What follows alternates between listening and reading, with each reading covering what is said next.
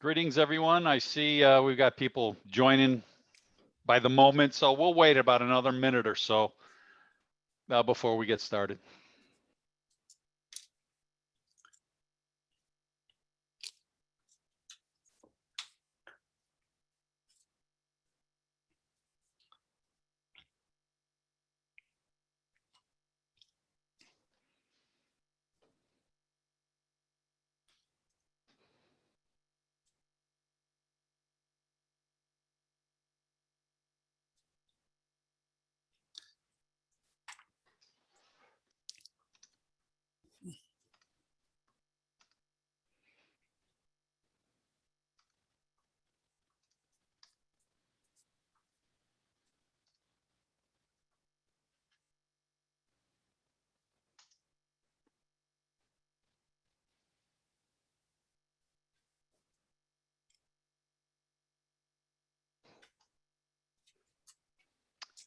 We will get started now. So greetings, everyone, from the International Trade Center at the Women's Business Development Center in Chicago. Nice for you to join us today for our webinar this month.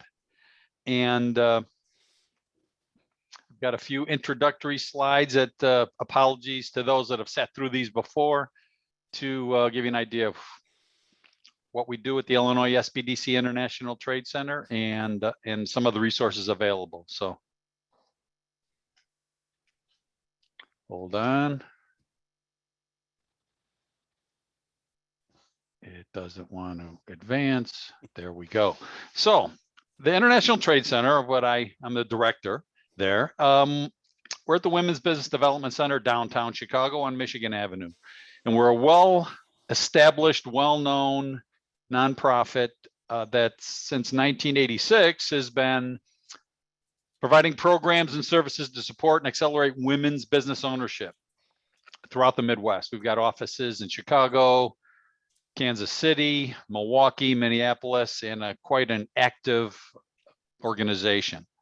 Within the WBDC, we also have what's called an Sbdc, a small business development center that can help companies with not necessarily anything to do with international, with their domestic business, right?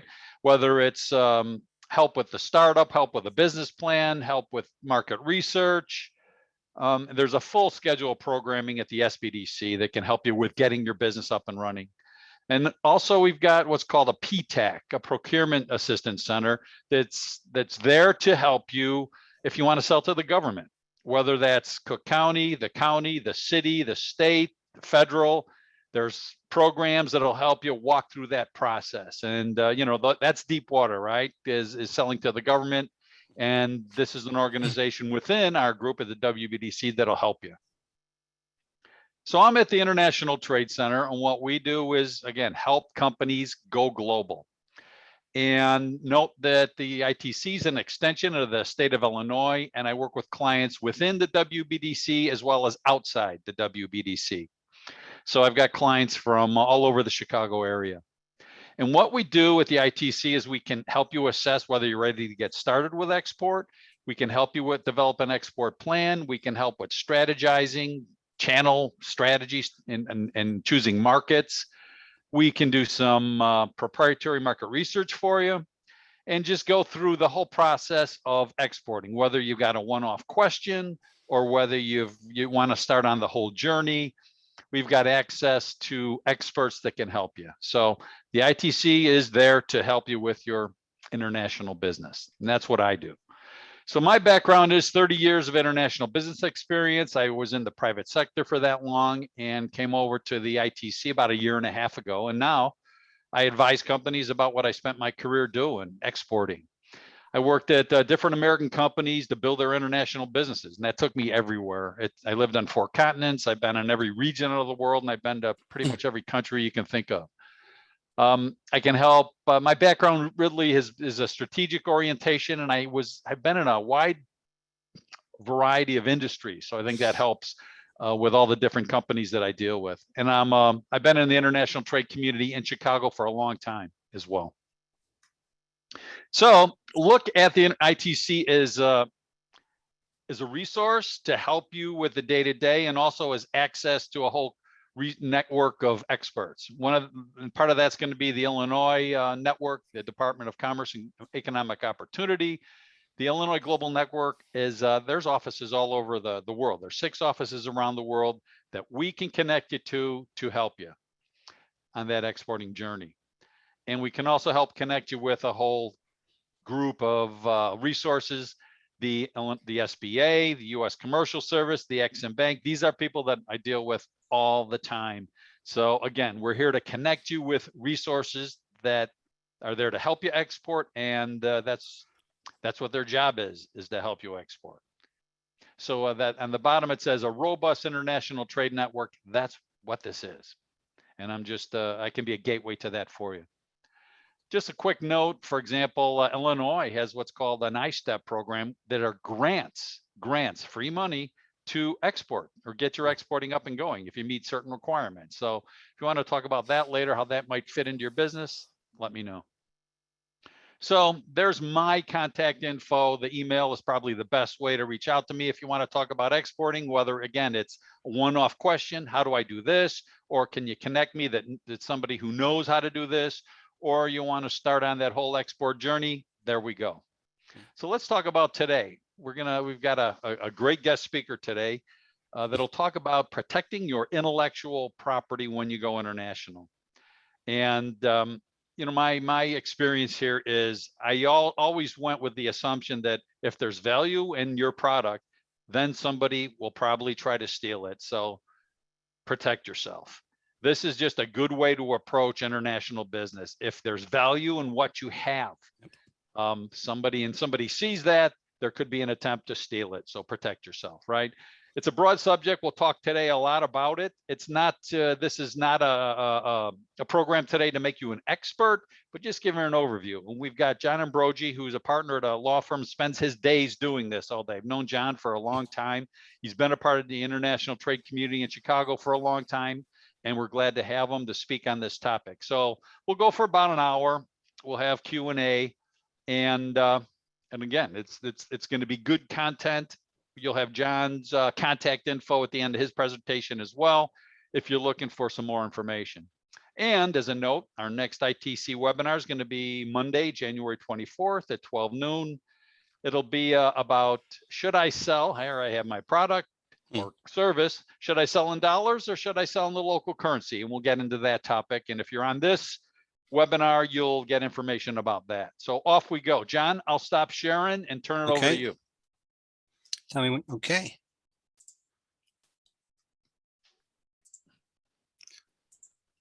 Bill, you got it? Yep, and now I see it. Now you can enlarge it and you're ready to go.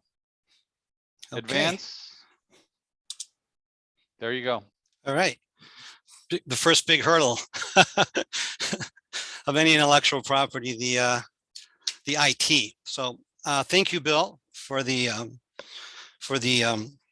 announcement and the ability to speak to your wonderful guests. Like Bill said, I'm a partner here at Latimer LeVay. It's a general practice firm, but I specialize in intellectual property and been doing this for 30 plus years.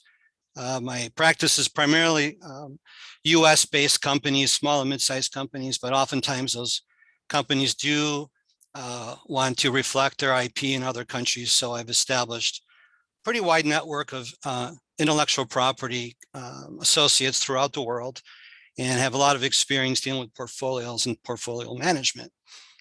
So let's just dive right into it. When Bill first called me about this, he wanted me to really dive into the international aspect of things. And I said, well, we'll do that and I can weave things in, and that's why this first slide is really geared toward letting you guys know that I'm going to give you an overview of all the IP, because, you know, at least once a week I get a call from someone who wants a patent, a copyright, copyrighted trademark, and copyright, whatever, or trademark, a copyright. So I just want to give everybody an overview about all the components of intellectual property. And as I speak about each component, I'll weave in the international coverage aspect of it. Of course, that's why I'm here today. And hopefully we've got some time for your questions, and hopefully I've got some answers. And if I don't have those answers, or don't have questions per se right now, you can always email me or call me, and that information will be on the last slide. So what is intellectual property overall? Well, we have real property, of course, we know what that is. That's the bricks and mortar. That's the stuff you can hold in your hands. Intellectual properties, of course, refers to the intangible assets of a business, the cool stuff. The intellectual property can be any product that's created by the human intellect that the law actually protects from unauthorized use by others. And what forms do these take? Trademarks. We all know about trademarks. Those are your brands. And I'll get into that a little bit more. Patents, of course, cover inventions, new inventions, anything that's new and novel. Copyrights cover expressions of ideas, music, poems, photography, artwork, the things that we see out there in the real world. Some of the newer cousins that I do put under the caption of intellectual property are domain names. Domain names can also function as a trademark, but are, of course, in themselves very valuable in our world as an intellectual property component. Then there's also trade secrets. And these 5 sort of aspects of IP really create what I call, the 6th part of intellectual property, and that's the business goodwill and reputation. So your trademarks, your patents, your copyrights, domains, website, trade secrets, all impact that what we call goodwill and reputation, which of course is invaluable in today's world. So let's start with the thing that probably most people know about and see every day, whether you're shopping online or in person, and that's a trademark. So what's a trademark? It's any word, name, symbol, color, sound even, that identifies a particular good or service. So we all know, or I hope we know, the color Tiffany blue. Okay, they've got registrations for that color, and if God forbid you use that on products, you're probably going to get a nasty letter from them. There's, of course, the Nike swoosh. Not only Nike, the word, but the swoosh itself is considered a very valuable trademark. We've all heard about what's in your wallet. So taglines can be trademarks. And of course, there's the famous brands that we all know, MasterCard, Pepsi, Amazon. So really anything that ties your goods or your services to a particular name so that the consumer knows when they see that name, oh, I know that's that product or that service.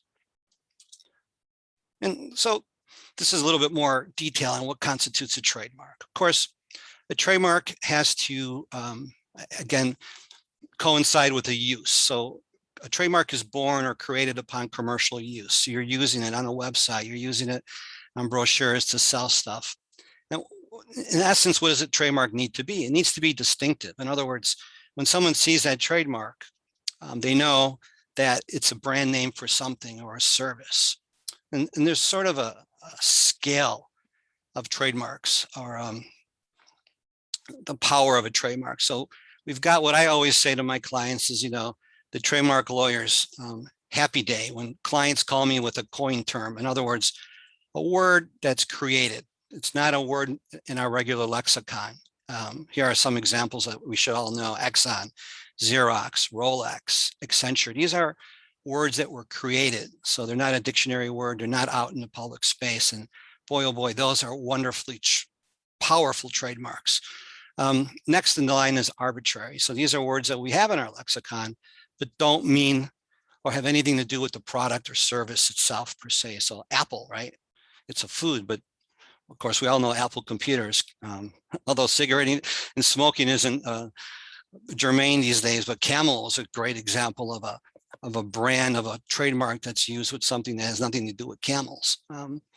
Amazon, it's a geographic name that of course is now famous for online marketing and purchasing and all that. So those are arbitrary, and those are very strong trademarks as well. We also have what's called suggestive trademarks, and these are marks that, with a little bit of thought and thinking about it, you can sort of figure out maybe what the product or service is. And of course, I've got a couple here: Jaguar for cars, Airbus for planes, Netflix for video streaming. These are also suggestive marks that, again, are valuable, are strong, and trademark a lawyer's dream. Now we get into the sort of weaker areas of the trademark world. And this is what we call descriptive marks, marks that unfortunately a lot of people, will call me and go, I got this great mark for this product. Well, the mark is great in one respect because it's describing or really is the product itself. So here we've got some examples that of course have become famous and through marketing and sales and over time have become valuable trademarks, but didn't start out that way. So Windows for software, digital for computers, zero for non-calorie soft drinks. Those are some examples. And then we have what we call the generic. Those are the ones that we really want to stay away from. They've got really no trademark value. And clock, these are really straightforward examples, but I really wanted to impress this on people. Clock for clocks, dog walkers for dog walking services. Another one that comes to mind that I use all the time when I'm talking to clients is hot bagels for bagels. I mean, those are marks or names that really don't have any true value to them. I mean, some brands we may question as generic, but over time, people have spent millions and millions of dollars in order to maybe make that otherwise generic mark something of value. I mean, something that comes to mind offhand is like UPS brown.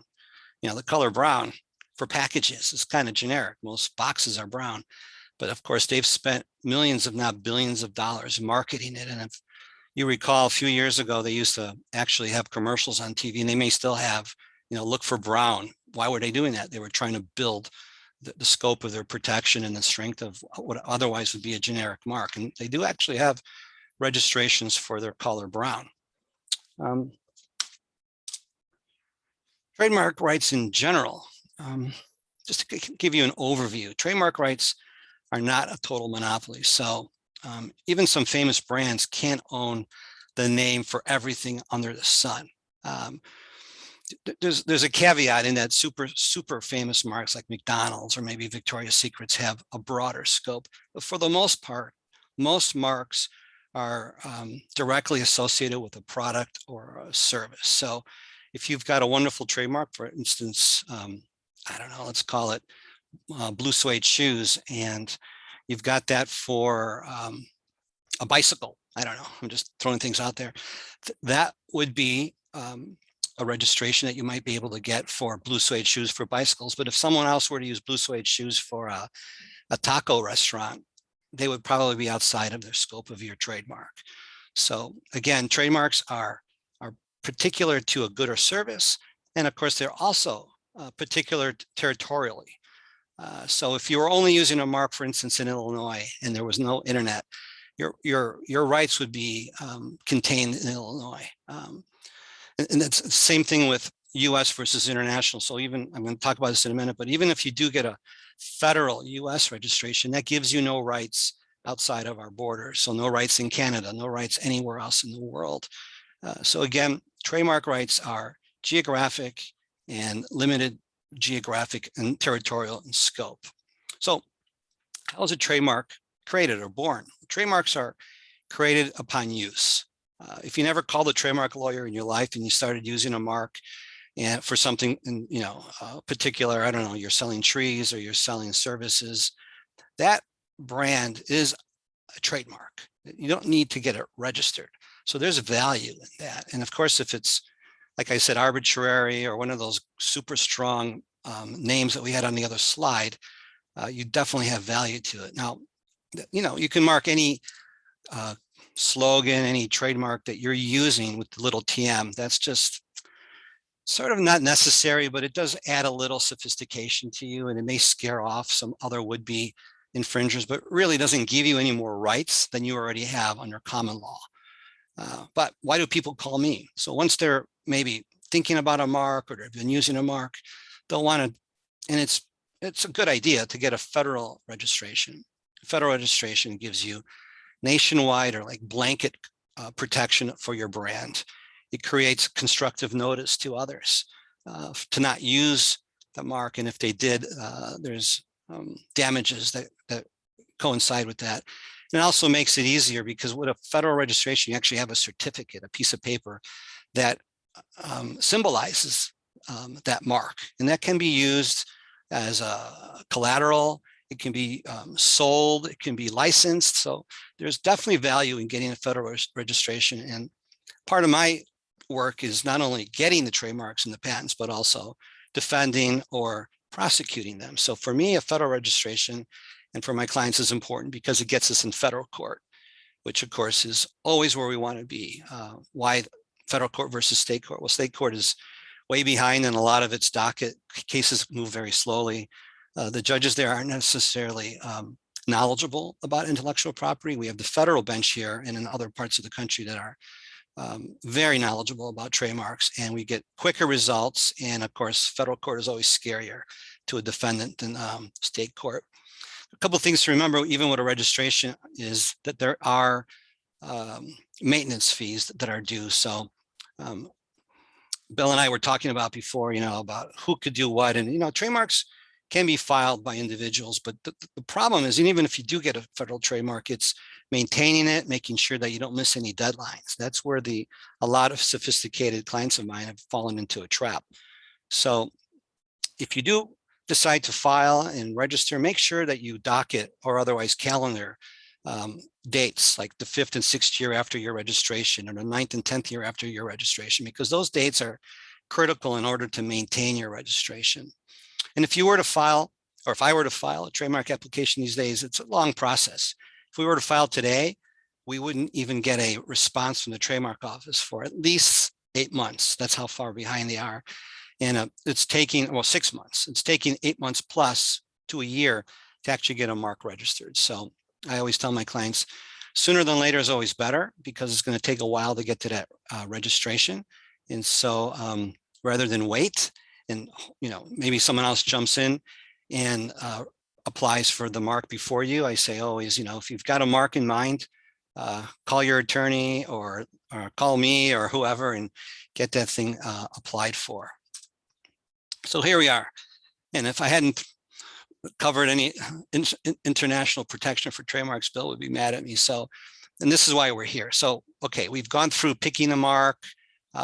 We've searched it, made sure that no one else is using it or registered it. Now you've applied for a mark in the United States and you want to go foreign. You want to export your product or your service or whatever. And so what can you do? Well, unfortunately, like I said, trademarks are geographic. So there is no universal worldwide protection. And if you get anything in the mail by any of these, what I call quasi scammers that talk about international protection, throw it away. They're going to take your money and you're not getting anything. So what you're going to want to do is, even if you do file your own application in the United States and or get a registration, you'll probably want to engage an expert to then extend that right into other countries. And sooner is always better than later, especially if you got a product that's hot.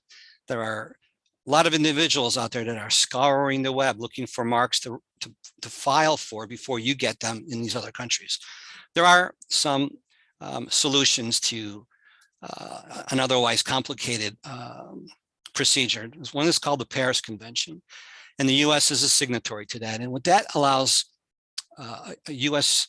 attorney to do, or the applicant or registrant to do, is then take that registration or application and call their friendly trademark attorney in another country and get the benefit of the U.S. filing. This again requires, unfortunately, boots on the ground in those countries. So if you're interested in getting extending your U.S. application to France or to Greece or to Brazil or to Israel, wherever, you're going to have to get counsel through the Paris Convention in those countries in order to actually file it and then what we call prosecute the applications.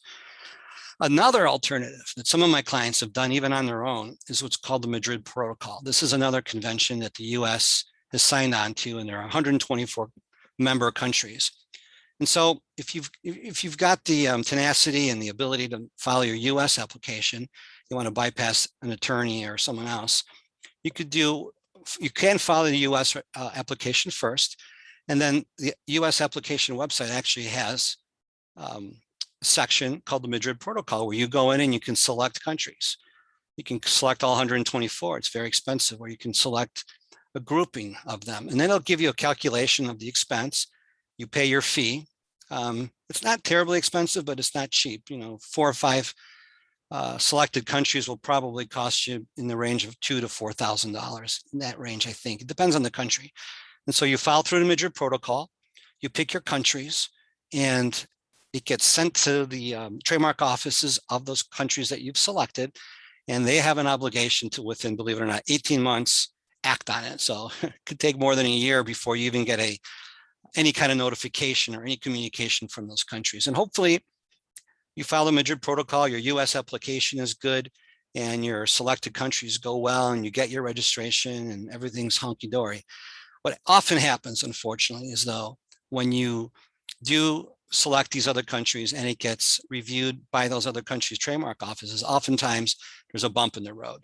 There's another mark that's similar, or there's a local rule that prevents registration for that mark. And then, of course, you're back to square one, and then that's where you're going to have to find and hire counsel, trademark counsel with boots on the ground in those countries to pursue those applications, respond to any objections, any refusals, and get to you where you want to go. Again, with all this stuff, it's really critical that if you do decide to go on your own, that you calendar things, get a spreadsheet, make sure that you list out all the countries that you've extended to, and keep your eye on emails. Oftentimes when we get emails from these foreign trademark offices, they go into junk mail. And of course there's deadlines. So you've really got to be on top of things. And again, it's not a sales pitch, but I can't emphasize more how complicated these kind of things are, and how you really do want to get experts involved if you can, and if you can't afford it. So we talked about trademarks. Another component of intellectual property are patents. Patents, of course, cover any new or novel conception, any what we call inventions, right? And I'll get into the different types of patents, but the true purpose behind US patent law is to encourage the development of technology. The government, the patent office, offers what many people describe as a monopoly. It's not quite a monopoly, but let's just call it a monopoly over that invention for an X amount of years, which is pretty good. But at the end of that X number of years, the public, your competitors, whoever, can then copy it and make it. You've got your 20 years of protection, and now it's dedicated to the public. So with that in mind, what kind of patents are there? We all know what's called the utility patent. Utility patent is the typical widget patent, the mechanical patent, the thing that, when you see on TV, if it says US patent pending, oftentimes it's a utility patent. And that's usually the patents that we go for. You create a new widget, a new, paperclip or whatever, or a new way of processing things, it's going to be a utility patent. There's also what's becoming more and more important these days, and oftentimes a pretty powerful and less expensive alternative to utility patent, is a design patent. A design patent really doesn't cover the mechanics of it. It covers the way it looks, just like it says. It's the ornamentation of that thing that you've created on your own. And then finally, there's a weird cousin called the plant patents that I've never seen in my life, but this is in the rural areas, like for seeds, plants, trees, and so forth. Very rare. There's only, a certain number of people in the country that even work on that. And again, I have to reiterate that the patent world is really a complicated world. It even requires a separate patent bar. So you don't have to be an attorney to be a patent agent, but you definitely have to pass what's called the patent bar. So that kind of gives you an idea of how complicated things are and why most people probably shouldn't file their own, at least utility patents. We also have in the United States the benefit of what's called a provisional patent. And I always say it's really a misnomer. It's really not a patent. When I first started out of law school some 30 plus years ago, there was a thing called the poor man's patent. People would stuff an envelope with their drawings and a little write-up, and they'd mail themselves their invention, and they wouldn't open the envelope, and it would get, of course, a postal stamp. And what the reason for that was at least to try to get the benefit of what would be called a priority date. I invented this widget on X date, and I can prove it because I have an envelope here that's stamped by the US Postal Office that hasn't been opened. Well, I don't know how well that really worked in real life, but the US Patent Office decided to provide inventors, especially smaller and mid-sized companies, an option, and that's what's called a provisional patent. So you're basically can file these on your own, or you can recruit an attorney, but you're taking all what I would call lab notes, your drawings, your description of the invention, why you think it's an invention, blah, blah, blah. You're bundling it all in a PDF. You get your credit card ready. You fill in all the blanks on the application, which isn't always so easy, but I think it's $175. You can file what's called a provisional patent, get it on file, get your priority date, and basically that application sits at the patent office. It's never reviewed. It's not acted upon. It's really sort of a holding pattern. You have 1 year from that provisional filing date to regularize or file what's called a utility patent. And oftentimes that year is enough for most people to decide whether it's valuable, if they've got investors, if they can even make the thing. So often people have a great invention, but are dissuaded because of the cost in manufacturing. But this is a good option. It allows you to mark your product or your materials with patent pending. And oftentimes, I think on Shark Tank, we'll hear, do you have a patent? One of the billionaires will ask that. And of course, people will say, yeah. And I think more often than not, they probably file a provisional. They probably don't have an issued patent at the least, but they probably filed a provisional. And so that's one way to sort of cover your invention, especially if you're going to go international and you think there's real value to it. Again, you have 1 year from that filing date to fulfill the utility patent side of things. What's involved in the patent application process? Well, this is why I said it really is a specialty. The application is sort of a book, and it takes a lot of work. You have to describe the invention. You've got drawings that have to meet the U.S. Patent Office drawing requirements. You've got detailed descriptions of all the pieces and what makes it up and how it works. And then you got what we call the claims. And the claims are words that describe your invention. And that's really where the salt hits, where the tires hit the road, so to speak. That's the difficult part. And the whole process is kind of complicated. You file your application. It may sit at the patent office for, I don't know, upwards of at least 6 months, more like a year, year and a half. It gets reviewed. And then there are people in DC or wherever they're working now remotely, whose sole job is to review it, look for other patents that have already been filed or other publications, and then deny your application. And so it becomes a battle with the patent office that may take 2, 3, 4 years before you get a issued patent, if you ever do. There's no guarantee that you will. And so the caveat is, if you're going to go that route, I always suggest that you hire someone to at least do a novelty search. Google Patents is phenomenal. You can go in there and close your door and spend hours searching keywords and see if there's other patents that are already out there that are close or identical. And if that's the case, I'd say, don't spend the money, but maybe you find out that there's a gap. What are the power of patents? So why should I get a patent? If you've got a product or a design that really is unique and you think it's going to get knocked off, or you're looking for investors, or you're looking to get on Shark Tank, that's where the value is, right? It gives you the exclusive right to make, use, or sell the invention for the term of the patent. It allows you to sue others for patent infringement, for making, using, or selling that product. And it provides an avenue to federal court, again, where we want to be for litigation. And it provides you the right to get injunctive relief, damages, reasonable royalties, which is critical, and in some cases, attorney's fees. So it's quite valuable. It's expensive. Most patent applications these days will run probably between $6,000 to $12,000 just to get applied for. And then there's the prosecution side of it. So I usually tell clients you're looking at 15 at the lowest, probably 25 at the highest to get through to an issued patent in the United States.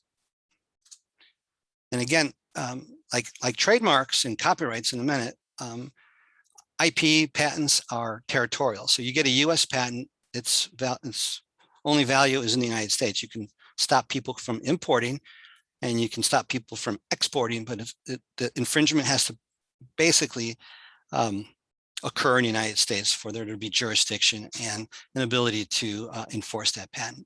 So what are your options? You've got a product that's really hot.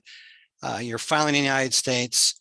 There are a few options. And again, engaging an expert is a requirement with this. I mean, I even have to oftentimes recruit international patent law experts because it is complicated. One convention, like we had before the Paris Convention and the Madrid for trademarks, we have what's called PCT. It's a patent cooperation treaty. It's not a patent at all. What it is you file your patent application in the United States, and of course there's always a fee, and you pay a fee to the PCT organization. And what does that do? For about $4,000, it gives you sort of a holding pattern. It gives you 30 months to decide whether there is value in pursuing a patent in any individual country. And but at the end of that 30 months or somewhere before that, your patent attorney will be contacting you saying, hey, what countries do you really want to pick? And by that time, hopefully you've made a decision on what countries are valuable for you.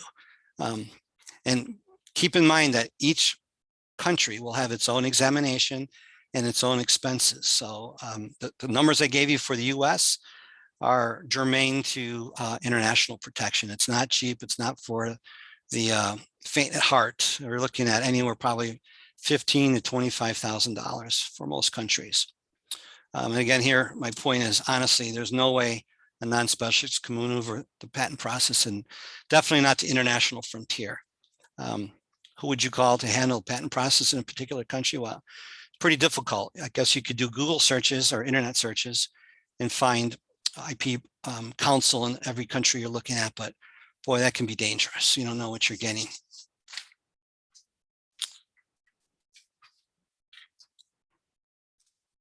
What else do we have? The other leg of IP protection is copyright. And this is one of those areas, again, that most people probably run across every day. What does copyright protect? Copyright protects any original expression. So I always tell my clients, the minute your pen hits the paper, there's a copyright. So what does it cover? Poems, books, photographs, website, software, anything that you create as an author. When the pen hits the paper, you've got a copyright. And so what's the value behind it? Well, copyrights can be valuable because oftentimes you may not be able to get a trademark over a particular intellectual property. You may not be able to get a patent because it's just not novel. It's not a novel invention, but you can always, if you've done the work yourself or you bought the work, get a copyright over the content. And this can be valuable for books, for photographs, for your website layout. Anything like that can be critical. And what's great about it is copyright lasts for the life of the author plus 7 years. So quite a long time. Well, what's involved? Well, actually, let me step back. Copyright ownership itself. Again, copyright exists from the moment of creation. So the moment that poem is written, that moment the photograph is taken, there's a copyright. And oftentimes people will ask me this, I'm an employee at a company and my duties and responsibilities are blah, blah, blah, and I've created this thing, who owns it? Well, for the most part, if you're an employee and it's done within the scope of your employment, your employer owns it. That's part of the deal, unless you're some famous person and you're able to contract that out in your employment agreement. And the flip side is actually very important. And that is, if you're going to hire a programmer or a photographer or a graphic artist, I can't tell you this any stronger, but make sure that you have a written agreement in place and that you own that work product. Otherwise, the creator, even though you've paid for it, is the author, and in the copyright world, the owner of that copyright. So it's critical that you get assignment of those rights. And what does a copyright give you? It gives the owner, whether you've done it yourself and you're the author or you've got it by assignment or work for hire, the right to make copies, to reproduce it, to make derivative works, to change it, to license it, to sell it. So it's an important aspect of intellectual property. What's involved in registering it? Well, unlike a patent, which has to be issued by the patent office, or a federal registration, which is issued by the United States Trademark Office, copyright registration is sort of voluntary. You own a copyright when you create it. And in fact, most other countries do not even have a registration process. The United States does, Canada does, I know Japan does. So there is a facility, the United States Copyright Office, for registering your copyright. Not terribly complicated. It was really created so that individuals, authors, artists do not have to hire someone like me to do so. It just takes a little patience to get through the application process, to pay your fee and all that. But why even get one if it's not necessary? Well, in the United States, federal copyright registration gets again you in federal court, which is huge. And most importantly than all, and this is kind of a catch-22, it provides for statutory damages. What does that mean? If someone were to copy your copyright and you have a registration, your enforcement can actually include a demand for payment. You don't have to show lost sales. You don't have to show their sales. And statutorily, it can be $750 per infringement, up to $30,000 per infringement. And if it's $35,000, and if it's willful, it gets troubled. But you can only get that if you've got your registration. And you can actually get attorney's fees if it's shown that the infringement was willful. I said before that it's a catch-22, and I'll get into this in another slide, but because the copyright registrations allow for statutory damages, it's critical that as a user of the internet and a user of stuff, that you be careful and that you get the rights to do so.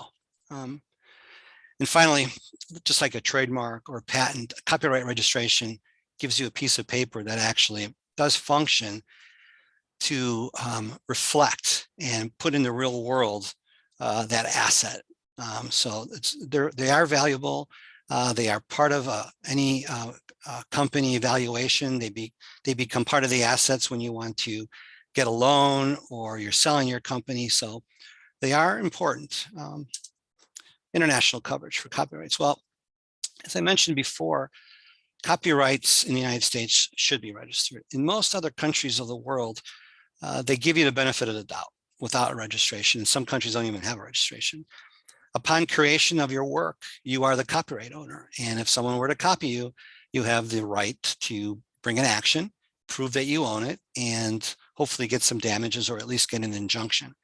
The United States, Canada, Japan, some others do have a filing and registration process. And I would suggest that if there's a key component to your product or your offering, that you do get a registration. It's always easier to have it and then call someone like me to enforce it, as opposed to not have it and then waiting the time to get it.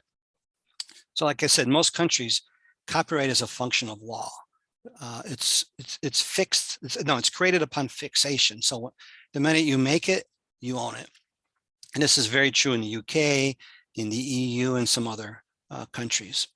The US and about 179 countries, I believe now, are part of what's called the Berne Convention, another legal creation that 179 countries, believe it or not, have signed on to, and basically says, if you've got a copyright in one of those other 178 countries, your copyright is valid and enforceable in country 179. So there is no international filing for copyright, so to speak. So you have a copyright. If you've registered in the US, even better. If you haven't, but you've got use in other countries and someone's copying you, you've probably got a good valid claim for copyright infringement, or at least having them stop, or what I call sending a nasty gram. Hey, buddy, you're using my stuff. I mentioned that the copyright law in the United States is kind of a double-edged sword. So it's good because you've got a piece of IP that you can then go out and enforce and make sure that people don't copy your work. But on the other hand, I've seen more than a dozen of my clients and a lot more get into trouble. And why is this? Because people have what I call the urban legend of fair use. There is no such thing as using someone's music composition for 30 seconds or less. I've heard this many times where, oh, if I've only used a snippet of it on a YouTube video or in my marketing brochures or in my marketing materials or in my, my presentations, I should be fine. Well, you're probably going to be fine if Sony or Paramount or whoever doesn't fine you.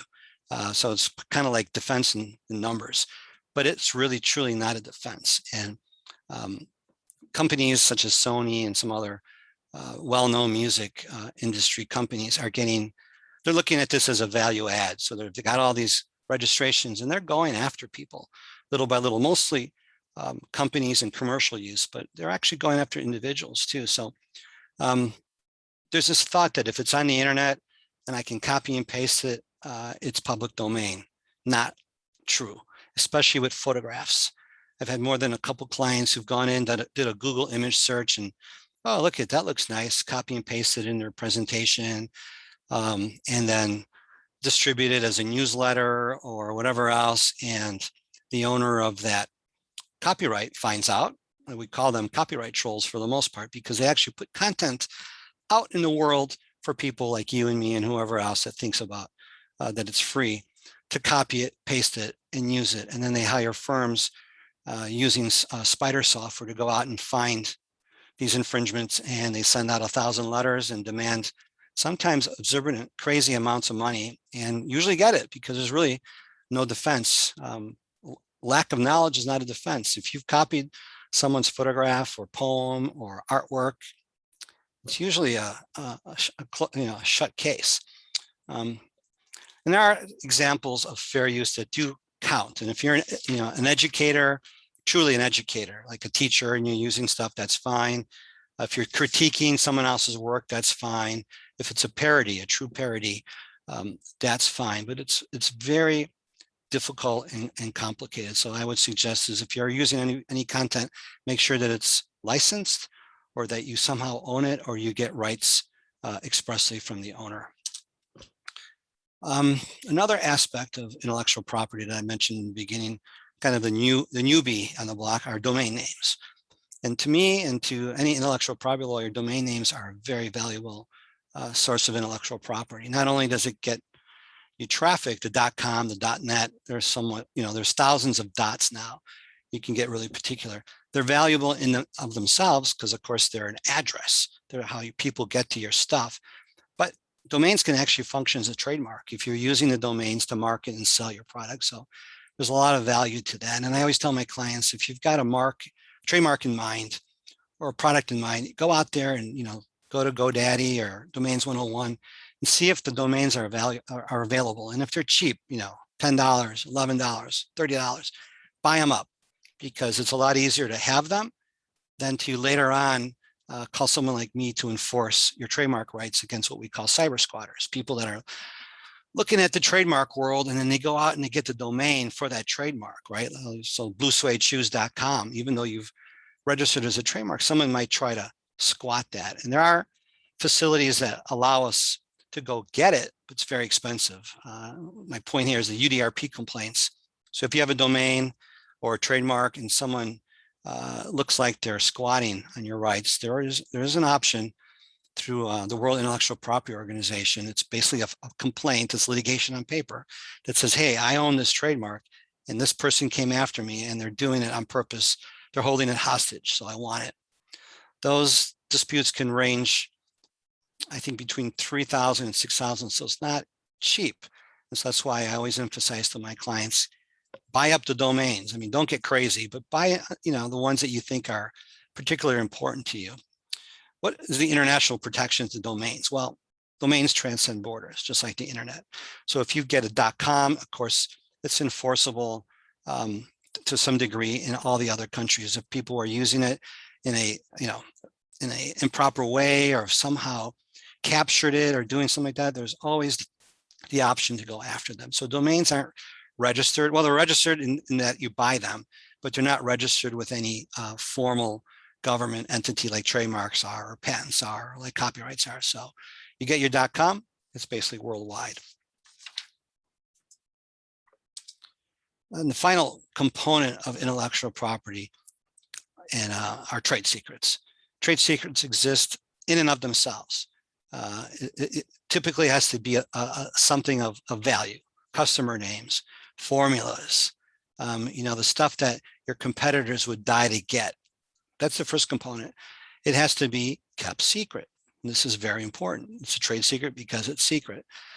So any formula, database, customer list, software, technical data, pricing, things like that are considered a trade secret as long as they're secret. And if there's anyone who needs to know, other than employees, they should be under a non-disclosure agreement. Keep that stuff secret. And it's very powerful. It, again, though, is regional. So a trade secret that's protected in the United States is not necessarily protected in other countries where it may not, maybe you've divulged it, or the trade secret laws in those other countries may not be as robust as here, but there is no registration, so to speak, for trade secrets. You have it in the US, you have it internationally. And the most important part of it is, of course, to keep it secret. I mentioned trademarks and patents before, and one thing that I forgot to mention was there is sort of a one-stop shop for trademarks and patents when it comes to the EU. So the European Union, I forgot how many member countries are there now, but you can file through the Madrid Protocol or through the Paris Convention or directly, excuse me, an EU trademark. And you can also file an EU patent, and those will cover whatever EU countries there are. So that's a valuable thing to keep in mind. And Bill, really, that's it. It's a lot of information. I know I've kind of, my Italianness in me got through a lot of stuff pretty quick, but I'd really like to open up to any questions or any follow-ups. Well done, John. I really appreciate how organized that was. Really great presentation of a complex subject. I got a couple questions for you. Yes, please. So I'm a small business and, I'm ramping up, right? And I'm watching my money. How would you suggest in terms of timing, like, when do I do this? When do I spend? I've got to spend some money. Do I spend it right at the beginning? Do I wait? What's your sense of that? My sense is, at least in the United States, sooner better than later. Of course, because serendipity, and I always talk about Murphy's Law. You just happen to have a great brand and you've kept it quiet, but just by chance, someone in Nevada decides, they just came upon it themselves, they file, and they beat you to the punch with a great brand. So definitely in the United States, and it's not terribly expensive to get what's called an intent to use application on file. $350 to Uncle Sam. Most lawyers will charge between $600 and $800 to prepare and file. Or if you've got the ability, you could try yourself. But your question probably also pertains to excuse me, the rest of the world. Again, critical to get in the United States, and pretty critical if you're going to expand to certain countries in the world. I don't like to pick on various countries, but some countries are just known for scouring the web, looking for trademarks and then filing. So we've got typical issues in China. We've got typical issues sometimes in India, but it's not necessarily just those countries. You've got people that are looking for trademarks, file in the United States, and then they file in other countries, beat you to the punch, and then hold you for ransom when you want to get your application registered there. So it's a difficult, but I would say tier one, United States and English-speaking countries that you're going to sell to. Tier two, maybe, some of the other countries that you may end up marketing to or selling to. Speaking of China, yep. Which in my experience, there's a lot of intellectual property activity going on in China, right? Yep. Let me ask you this: how have you seen the environment for protecting international property and change in China, let's say over the last 10 years or so? Definitely better. So starting maybe 15 or 20 years ago, the Chinese government really did a marketing campaign and revamped their laws to facilitate intellectual property registration and protection in China. Having said that, it's still difficult and expensive. I have filed maybe, only a couple dozen trademarks in China, and oftentimes the Chinese trademark system is long and arduous, complicated. You cannot do it yourself. I can't do it myself. I engage Chinese counsel, and oftentimes you'll actually get emails. Once we file in the United States, my clients will get emails from China law firms looking for business. Say, hey, we just saw that you filed in the United States for blue suede shoes. You may want to file here. Gotta be careful about that. If you're never going to bring your product to China or in that region, it's expensive, and once you even get a registration, what are you going to do with it? You have to enforce it. So if you don't have the bandwidth and the budget to do that, I'd say, probably wait if you can. On the other hand, I have an example of Tesla. Before Tesla was Tesla, an individual in China just happened to pick up the name Tesla for a dry cleaning business. And when Tesla expanded, they had to pay him, I think it was high six figures. So again, it's terrible. You know, it's a catch-22. Like you need your money to get the product out there and sell it and pay your accountant and all that stuff and your lawyers. But you know, how much money can you spend internationally before it gets too much? It's sort of, you have to really think it through. You really have to think it through. I would consider, like I said, you know, where you're going to market the product and get them there first. I got another question for you. Please. From Sarah. I create training programs, and when coming up with a name for the program, I have sometimes used a phrase from a book for part of the name. Can I do that? Well, typically titles to books are not a trademark. Use a phrase from a book. A phrase from a book. Well, a phrase from a book is a title to a, that's a good question. Oftentimes, my answer would be that if it's just a snippet, and I hate to use that word because I said, don't do that in terms of music, but if it's a phrase, a common phrase, a phrase of just 5 words strung together, it's probably not going to be a copyright infringement. Most copyright infringement requires substantial similarity and a significant amount of copying or cut and pasting. You know, if you've got a chance to not do that, I'd rather not. I advise my clients stay away from any hardship. But I think in that situation, you're probably okay. Hey, I got 2 more questions for you, John. Good. Give me an example of a company that didn't do this right. And then give me an example of a company that did do this in an intellectual property protection issue correctly. Or okay. It's almost easier to start with the ones that did it right. So I've a couple of startups here in Chicago that did it right. They got their attorney involved early, and they filed through the Madrid Protocol.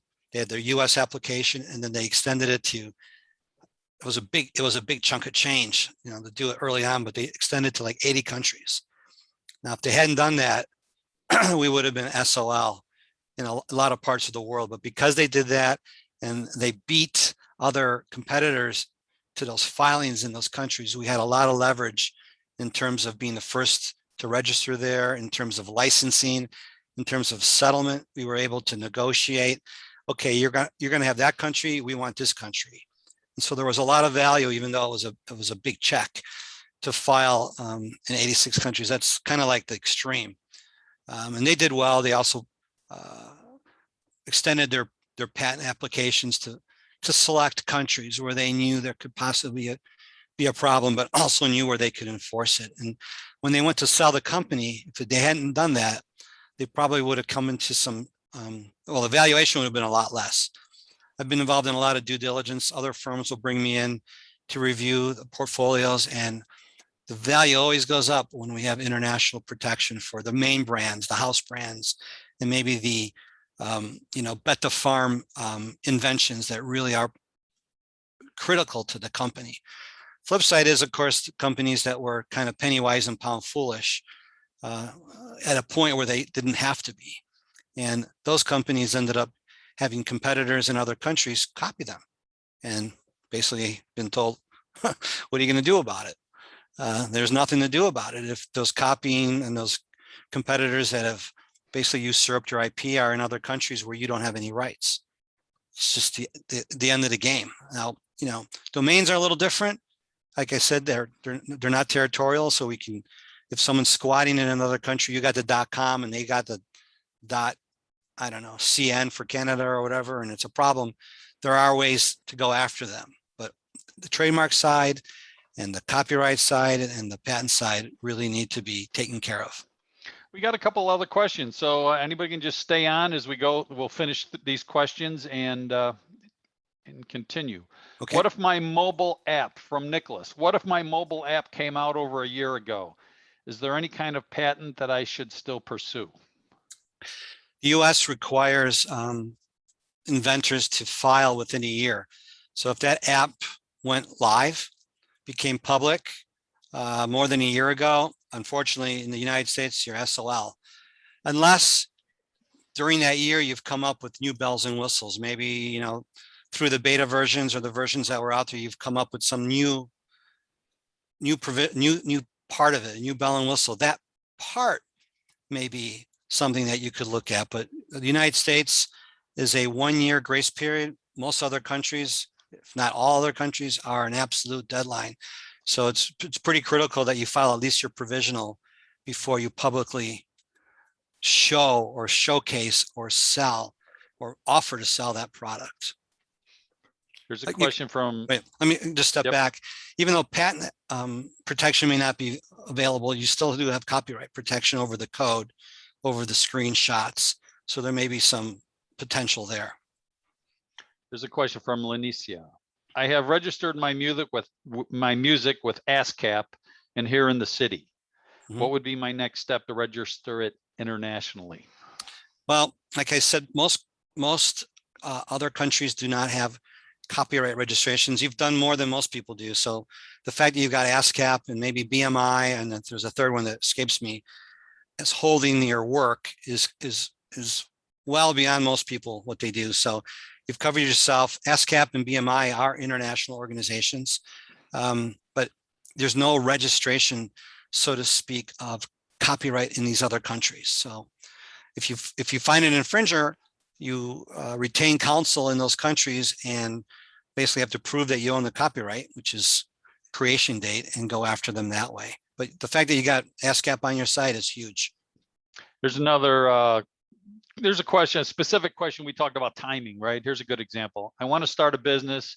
However, the name is very special. I want to trademark the name first. Should I wait to sell the product until the name becomes trademarked? Or should I sell anyways in the process of trying to, in the middle of the process of trying to get the trademark for the name? So excellent question. And like I mentioned, trademarks are created upon use, but the federal law created some 25 years ago or so, maybe more, what's called an intent to use. So you're basically reserving the mark. Everyone uses, and trademark lawyers say this all the time, you're not really trademarking anything. You're creating a name and then you're registering it. So what I would suggest, if it's a really cool brand and it's going to be your, your silver bullet in terms of your product or your service, to file, or at least get a search done and then file what's called an intent to use sooner than later, and pick up the domain names as well, even if you're not in the market yet. Okay, everybody, that'll wrap it up. You've got John's information. I'll send the slides out to everybody. Okay. And John, thanks. Well done. Perfect. Thank you, Bill. Thank you for the opportunity. Everybody, happy holidays. Thank you. And good. Yeah, we'll connect, John. Thanks. Thank you now. All right, bye. Bye, all. See you next month.